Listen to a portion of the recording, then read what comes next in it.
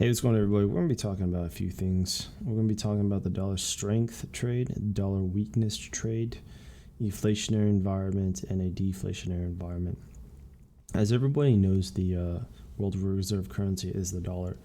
When the dollar actually goes up in value, it affects all the other markets because people want to accumulate more dollars when the dollar is strong, which means it has more purchasing power. So whenever the dollar is strong, people start to sell off their assets. That could be their homes, gold, the paper assets, as far as indexes, ETFs, all that good stuff, stocks. So that's kind of the interesting thing. So you could clearly see this is the DX index, and what you're seeing is we've basically had a very strong rally in the dollar. So that means the dollar is extremely strong, and then we've been basically selling off in the index, the SP 500, and now we're starting to see the dollar cool off and the market's starting to pick up.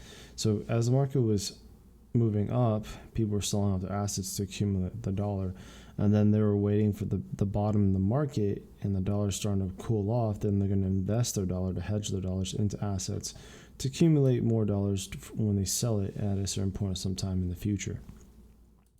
Now this is a very interesting thing, because when you think about a mass deflationary environment, and all that has to do with supply and demand in many other markets, common sense would tell you, if there's a lot of supply and no demand, so therefore the price will actually drop, and that's a deflationary event.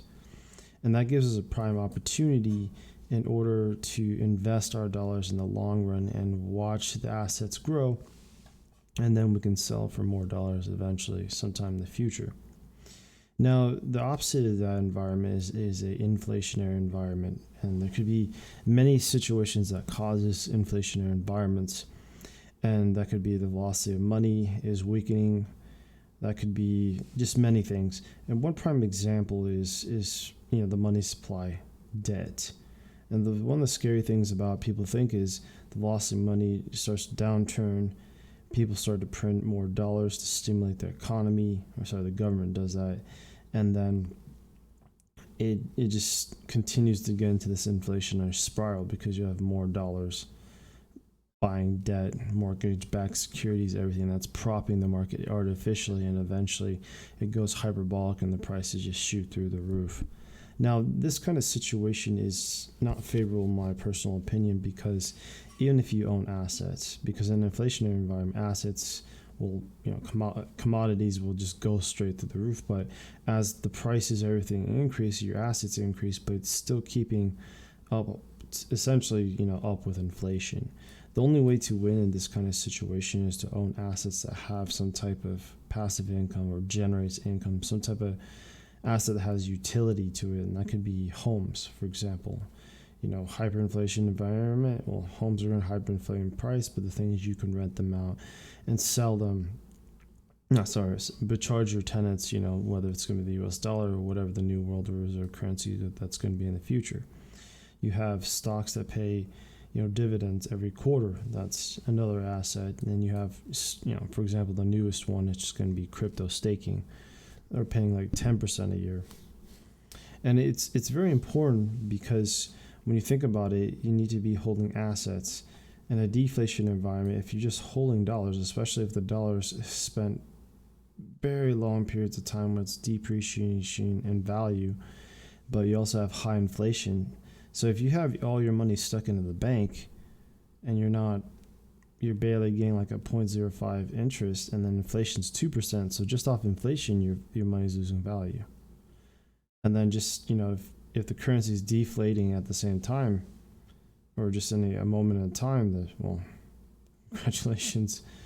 It's just you're not winning on any side of the coin. So the most important thing is, especially if you're here in the US, if you're holding dollars, you need to pay attention. Okay, what is the dollar doing?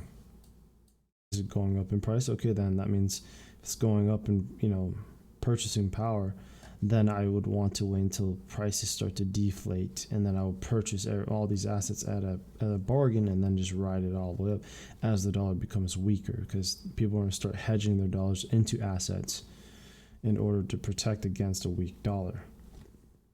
So that's kind of essentially that understanding. I could go very deep into deflationary environments and inflationary environments, but to my personal opinion, they were saying that inflation was transitory, and that wasn't really the case. And we're going to be long-term deflationary.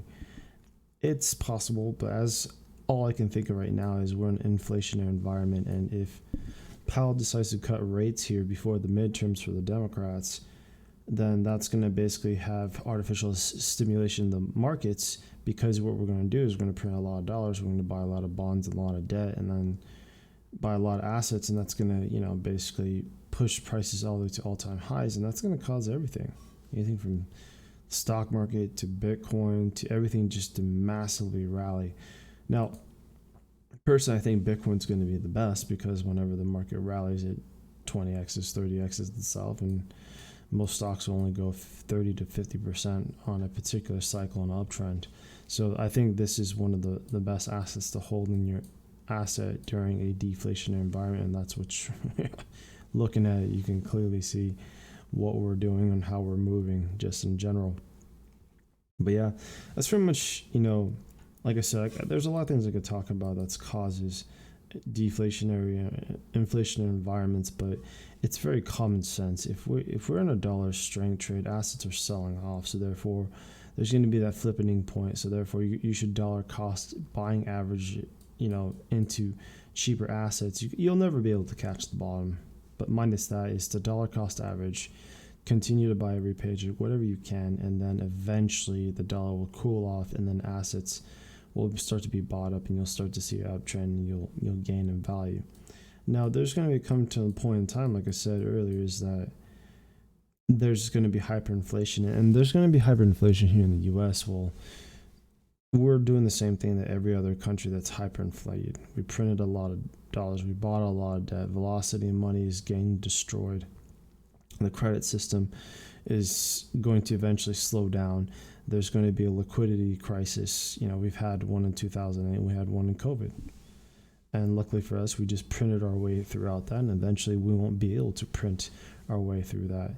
And in the situation, if we ever have to live within our means, well, that's going to be a day of reckoning that we're going to have to face eventually. And the reason why is eventually people are going to stop buying our debt. We won't be able to print our way. There won't be any confidence there. There's not going to be anyone there to continue to buy assets while the government just bought everything up and drove the prices up.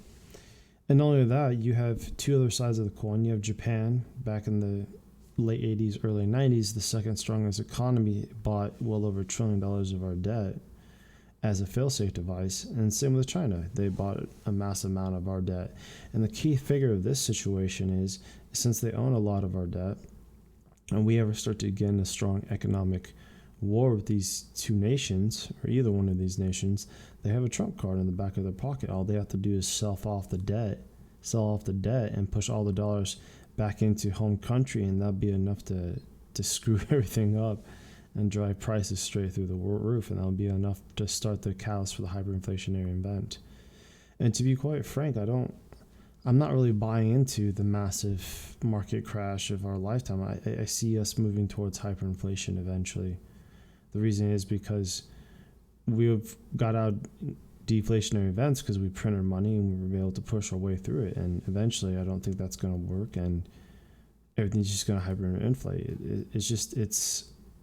That's what's going to happen, because you're going to have to face Uncle Sam is going to either have two options. They're going to either let the entire economy crash, let the free markets resolve itself, or two, they're just going to print money and try to print our way out until everything just blows up price-wise. And if you look out throughout history, we've always printed money and printed our way out, and we got lucky a few times. And I don't think the next liquidity crisis we have, I don't think we're going to be able to print our way out of it. And that situation may not be too far around the corner. So that's why during these pullbacks, you need to be buying assets that produce some type of utility, some type of passive income that generates something. Because once this inflation hits, no one really wins in an inflationary environment. Only people that bought the assets. at dirt cheap prices. They're the only ones that survive basically these situations. And when you look at Weimar Germany, that's a very good, part of history to study. Those guys eventually brought a new monetary system backed by, I believe it was property, land, that stabilized the pricing, stabilized their economy. And that's going to basically be our situation here in the U.S. is that eventually we'll have to flip the monetary system and try to back it by something and get everything under control. But when that happens, it's going to be basically death economically. It's not going to be a situation I really want to see, but I do believe it's going to happen within my lifetime. So, but that's pretty much it. It's my personal thoughts and perspective on this situation.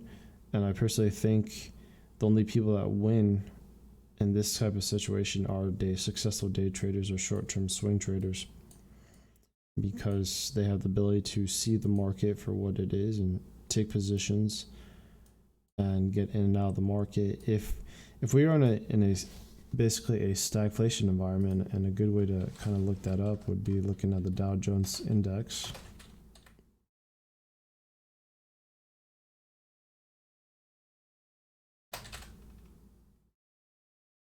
Actually, let me see if I can find it.